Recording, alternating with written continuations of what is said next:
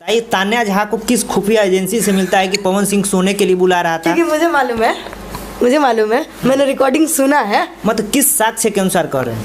Recording सुन लिया तो मेरे साक्ष्य अब क्या है? रिकॉर्डिंग सुन लिए। अच्छा एक बात बताइए, किसी ने बताया होगा तब कि अपने ही आदमी बताया होगा। कैसे हैं भाई लोग आप लोग? ये शुरुआत में जो क्लिप देखे हैं वो है तानिया झा, जो भोजपुरी की सिंगर, अश्लील की महारानी मानी जाती हैं। उन्होंने पावर स्टार पे लगा दिया है झूठा इल्जाम।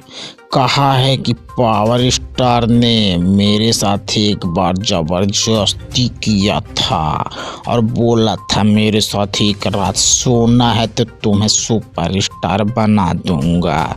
सुपरस्टार बनने के लिए तानिया झा ने पवन सिंह के साथ सोना नहीं सही समझा। तो क्या पावर स्टार ऐसा कुछ कर सकते हैं कि नहीं?